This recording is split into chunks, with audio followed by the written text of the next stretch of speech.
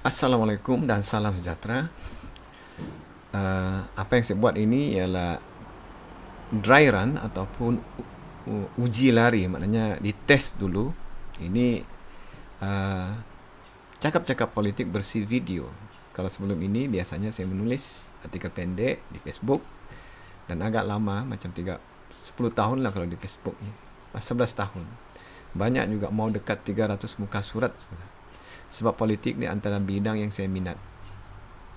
Sejak sekolah menengah, saya baca buku politik, ikut analisa politik, malah menjadi cyber trooper politik. Jadi inilah sebenarnya ni politik kedai kopi. Tapi diubah-ubah sedikit, ditambahlah ini bersih digital. Bersih digital, era baru. Apapun dia masih lagi cakap-cakap politik. Cuma tajuk ni tidaklah mandatori. Sementara inilah yang terlintas di fikiran saya. Jadi sebelum kita lanjut membahaskan, membincangkan isu-isu keprihatinan, masalah cabaran dalam politik di Malaysia, khususnya di Sabah, saya harap semua pihak berlapang dada. Kita terbuka mendengar pandangan. Masalah kita punya politik ni, terutamanya politik bersih orang lama, bersih orang tua ini agak jumut, rigid, dan tertutup untuk pandangan. Oleh kerana mereka sudah terlalu lama berpolitik, maka mereka merasakan mereka lah yang paling pintar. Nah, orang luar itu sekadar tukang sorak. Jadi berlapang dadalah kita dan tidak ada masalah. Selalu saya guna contoh kalau saya bagi ceramah lah. Saya ini biasa bagi ceramah kalau pendidikan lah. Saya biasa bagi ceramah depan guru-guru, mengajar guru-guru tentang ilmu-ilmu pendidikan dan isu-isu yang berkaitan dengan bilik darjah. Jadi selalu saya bagi ceramah, selalu saya bagi nasihat di ujung ceramah, selalu saya bagi nasihat pada guru-guru. Antaranya ini, berlapang dada, menerima pandangan. Sebab bila kita bagi ceramah dengan orang, kita mengkritik budaya kerja, pemikiran dan sebagainya. Sama juga lah dalam bidang politik. Kita kenal Nabi Muhammad, kan? Dalam perang Khandak, masa itu umat Islam buntu bagaimana mau berdepan dengan pihak musuh. Tiba-tiba keluar cadangan dari Salman Al-Farisi. Kita buat parit. Itu sebab dipanggil perang Khandak, perang parit. Dan taktik itu tidak pernah dibuat dalam mana-mana perang. Itu baru. Maknanya satu, Salman Al-Farisi ini inovatif lah. Dan Salman Al-Farisi ini mualaf baru masuk Islam. Dia Farisi, orang Parsi. Jadi moral cerita itu ialah kalau kita tengok Nabi ini, dia terbuka kepada pandangan. Dalam keadaan genting pun dia masih lagi menerima pandangan orang. Okey, jadi apa yang ingin saya sampaikan ini sekadar pandangan peribadi, pengalaman saya sebagai cyber trooper dan juga menulis politik, lebih kepada political education, mendidik follower, mendidik rakyat untuk berpolitik sebagaimana politik itu sepatutnya. Okey, yalah dulu masa DU kita baca buku politik, kalau ada seminar kita ikut juga. Saya ingat lagi masa DU ada seminar 20 perkara dengan MA 63. Pergi, ada orang USNO membentang, ada orang KL membentang, ada orang Pesyara membentang. Maknanya ada minat dalam bidang politik. Saya baca buku-buku politik karangan siapa ya? Jeffrey Kitingan, sama di Semenanjung lah. Saya ini banyak ikut politik kebangsaan ini. Jadi bila berlaku reformasi, ya, kita anak muda mestilah terkesan dengan gelombang reformasi. Dan saya orang ICT, maka saya mengikuti dan akhirnya saya terjebak menjadi cyber trooper reformasi. Kalau ingat lagi dulu, ada laman web Mahazalim. Itu laman web the most visited web in the world. Satu hari dia punya view lebih 1 juta. Gara-gara reformasi. Dan saya antara yang menulis di situ. Malah saya pernah ditawarkan sebagai admin, iaitu mengurus server. Dulu kalau kami masuk pakai proxy server, masuk dari Iraq, masuk dari China, masuk dari Hong Kong, supaya kita tidak boleh dikesan. Tapi lama-kelamaan bila berlaku penangkapan secara besar-besaran, taulah Tun M punya style kuku besi, saya pun agak risau. Sampailah satu hari kawan dari pejabat bagi ingatan ada SB mencari guru. Sebab dulu tidak ramai orang berinternet ini. Orang tahu siapa yang ada akses pergi internet, siapa yang ada kemahiran komputer. Dan last kali SB itu datang ke rumah, kebetulan saya tidak ada di rumah. Selepas itu saya berhentilah. Lama berhenti, 2010 bila join Facebook, mula-mula sudah menulis balik pasal politik. Inilah antaranya. Dan penulisan saya ni neutral. Neutral ni maknanya orang tahu kita ni membangkang, orang tahu kita ini geng reformasi, tapi mereka tidak ada asas untuk mengheret saya ke mahkamah ataupun tidak ada asas untuk mengambil tindakan tata tertib. Saya sangat berhati-hati menulis. Itu kelebihan saya. Sebenarnya ada 3 permohonan tindakan tata tertib terhadap saya. Dan syukur semuanya terbatal sebab no basis. Saya tidak akan sebut nama individu, politik, tokoh politik. Saya tidak akan sebut nama parti. Kritikan itu umum.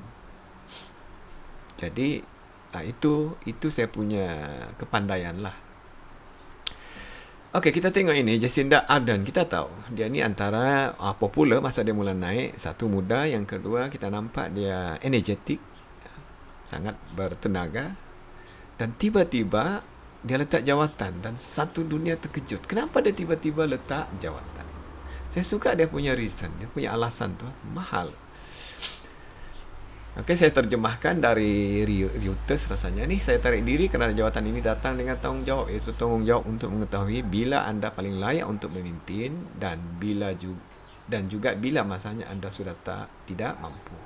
Saya tahu apa yang dituntut oleh jawatan ini dan saya tahu bahawa saya tidak lagi mempunyai kapasiti untuk memimpin. Ia semudah itu.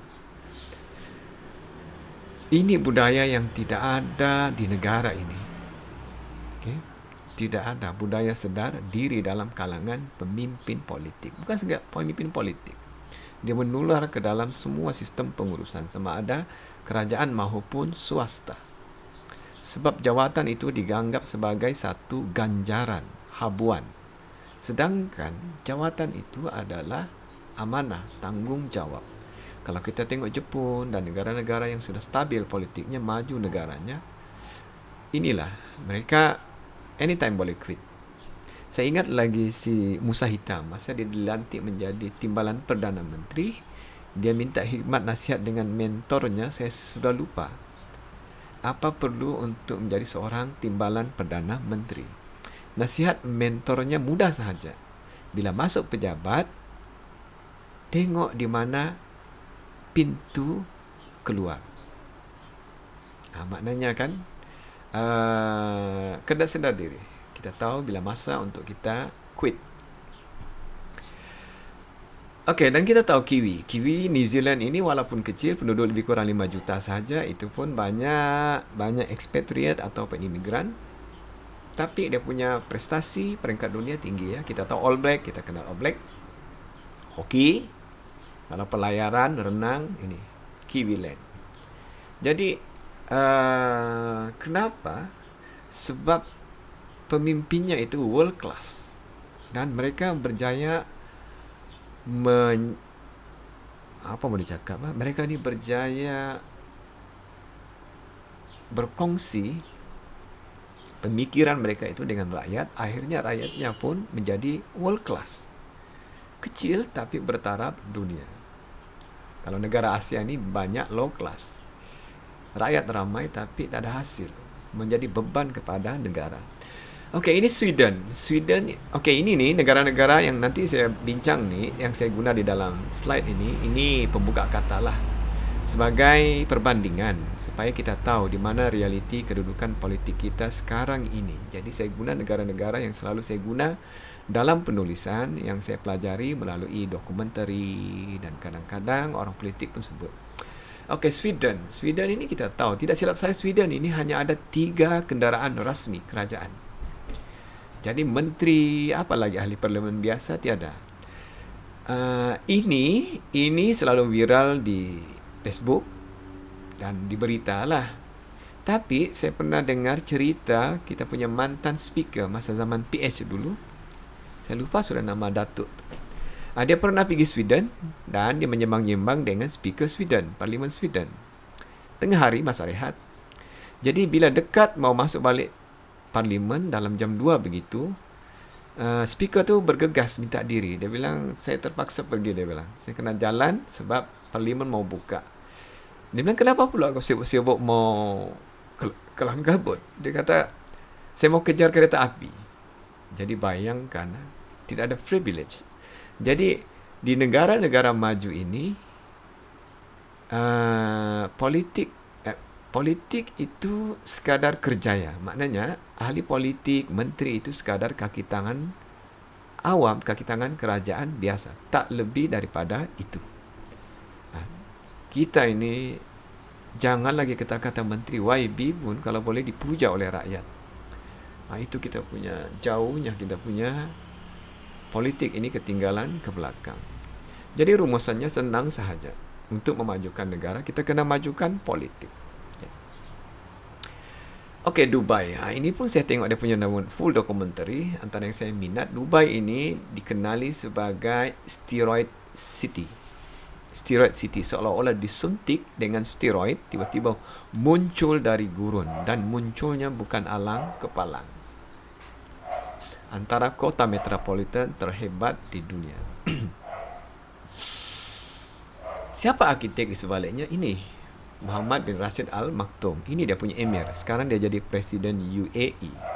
Dia inilah arkitek di sebalik kemajuan Dubai. Dan cerita tu saya rasa berlaku 80-an. Dia ada fotografer dia. Fotografernya ni orang putih untuk rekod progres bibliografinya dan juga progres Dubai. Orang putih. Jadi satu petang, diorang berdua duduk di gurun. Seperti kebiasaan orang Arab ni, diorang akan ambil masa untuk luangkan masa di gurun saja untuk mengimbau, membuat refleksi. Jadi ditanyanya dia punya pembantu ni, fotografer ni, orang putih. Dia bilang, kan aku risau, dia bilang, dengan rakyatku. Masa tu penduduk Dubai tidak ramai lagi. Sekarang pun tidak ramai. Yang ramai ni orang luar. Dia bilang, kalau minyakku ni habis, apa nanti dimakan oleh rakyatku? Jadi orang putih ni bagi pandangan. Seorang putih kan sudah maju. 80-an pun orang putih dah maju. 80-an kan 70-an lebih kurang begitu. Dia bilang, Majesty, dia bilang, tuanku kena majukan bidang lain. Yang saya ingat itu pelancongan, pembandaran hartanah, dan juga saya rasa penerbangan. Jadi dia ambil pandangan penasihatnya itu. Antaranya contoh Emirates. Diambilnya. Masa itu Emirates tidak ada kedudukan di dalam ranking syarikat penerbangan dunia. Jadi diambilnya timbalan CEO British Airlines. Dia panggil, menghadap, dan dia bagi 2 bilion. Nah, ambilmu 2 bilion. Selepas ini, saya tidak mau tengok sudah mukamu. Okay? Sekarang dia bilang, kau jadikan Emirates ini antara top 10 terbaik di dunia. Dan kita berjaya. Kita tahu usaha itu berjaya. Apa bagusnya? Emir ni, bila dia buat begitu, dia percaya sepenuhnya dan dia tidak campur tangan. Dia empower habis. Kalau dia percaya orang itu, dia terus empower. Biar dia buat kerjanya. Dia suka. Jadi, timbalan CEO British Airlines itu pun sudah tentu dia bermotivasi, bersemangat untuk naikkan Emirates. Sekurang-kurangnya, bila dia resign, dia akan diingat sebagai CEO yang paling cemerlang. Menaikkan Emirates menjadi world class. Jadi dia tidak campur tangan. Berbalik kita di Malaysia. Di Malaysia ini kita tahu kroni, kabel, campur tangan politik itu terlampau kuat. Jangankan MAS, sampai immigration membawa pekerja asing itu pun ada terkait dengan orang politik. Jadi inilah sebenarnya yang merencat kemajuan kita ini. Campur tangan orang politik itu terlampau kuat. Okey, kita tengok apa hasilnya setelah Dubai maju. Orang kata Dubai maju sebab minyak. Kalau kita tengok di sini, tiada pun perkataan oil and gas, ONG. Sebenarnya Dubai ni takungan minyaknya sangat sedikit. Saya rasa di kalangan tu ada 7 ahli di dalam UAE ni, antaranya Abu Dhabi, Dubai dengan apa lagi, Fallujah ke apa ke. Bukan Fallujah. Dubai ni yang paling miskin, paling sikit dia punya minyak. Dia perkampungan, dulu dia bandar nelayan dan pelabuhan. Jadi Dubai ni berjaya menukar dia punya ekonomi menjadi inilah hartanah antara penyumbang besar. Retail ni jual beli. Pasar raya terbesar di dunia ada di Dubai. Okey, perkilangan pun dia ada. Maju sudah Dubai ni. Okey, kita tengok. Okey, Dubai. Jadi 95% itu non-oil based, maknanya bukan minyak. Yang mana minyak hanya menumbang 1% kepada GDP, keluaran kasar negara. Pelancongan 20%, maknanya pelancongan itu sendiri pendapatannya, keuntungannya 20 kali ganda berbanding minyak. Berbalik kita di Malaysia. Di Malaysia kita masih lagi terlampau bergantung dengan minyak. Petronas masih lagi saban tahun memberikan dividen untuk belanjawan negara. Kita di Sabah masih lagi bising pasal minyak, pasal kelapa sawit. Sedangkan komoditi ini bukan lagi kunci kepada kemajuan. Mesti ada added value, nilai tambah kepada ekonomi, baru negara itu maju. Kita tidak akan maju mengharapkan minyak. Dan kita kena tahu, selalu saya bertekad dengan saya berterupa ataupun pencita-cita politik pasal minyak Sabah. Now, minyak Arab ini kaya sebab minyaknya di darat. Bila minyak di darat, kosnya sangat-sangat murah. Tidak perlu beli pelantar, tidak perlu pakai kapal. Kita ini laut dalam. Bila laut dalam, kalau 90-an, awal 2000, kosnya 80%.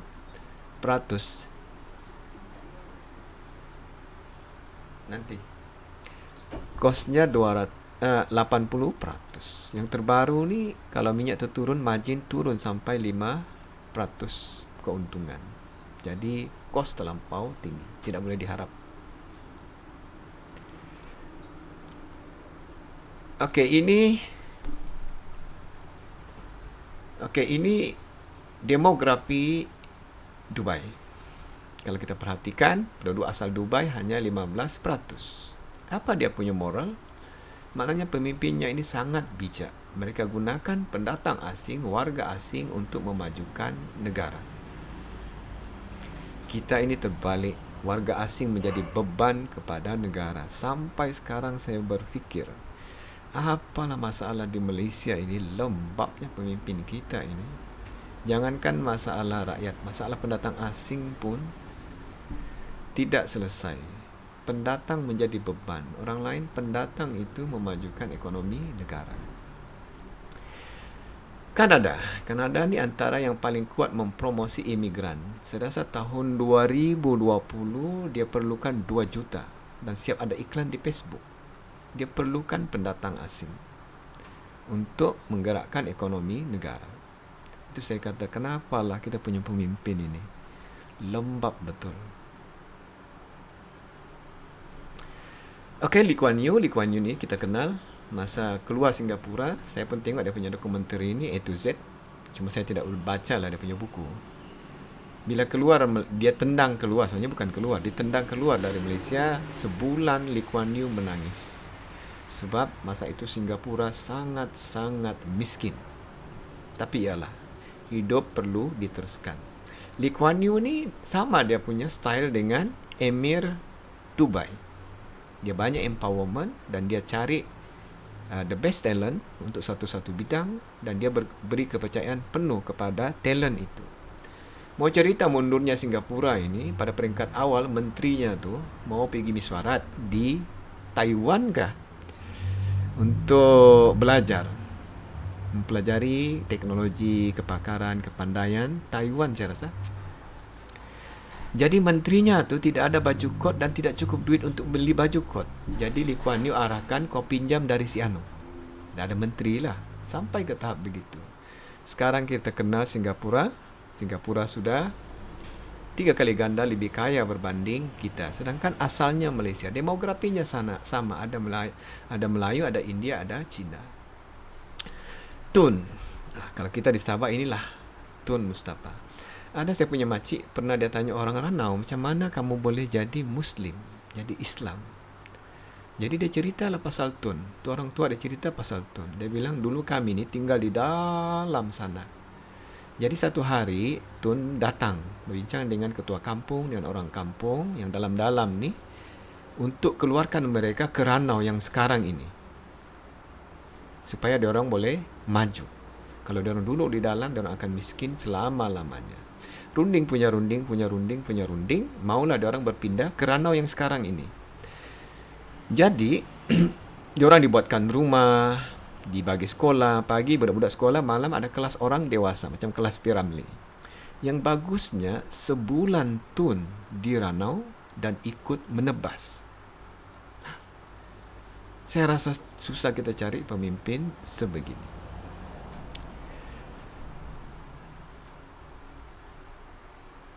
Jadi apa persamaan dalam kalangan pemimpin-pemimpin yang kita sebut tadi? Ini, mereka ini ada wawasan. Mereka berpandangan jauh. Dia tidak melihat yang sekarang ini. Mereka melihat ke hadapan. Dan dari segi definisi, inilah. Yang paling penting tu saya highlight. Dia empower. Maknanya, dia cipta talent. Dan dia beri kepercayaan penuh kepada bakat itu untuk berkembang, untuk memajukan, membantunya memajukan. Bukan setakat dia ada clear goal, ada strategic plan. Dia membekalkan alat dan empower untuk mengambil tindakan kepada plan yang sudah dirancang. Untuk slot ini cukup setakat ini, nanti disambung kepada 3 lagi slot. Mudah-mudahan bermanfaat. Seperti yang saya kata, ini adalah dry run. Saya uji saja, test, bilang orang Sabah.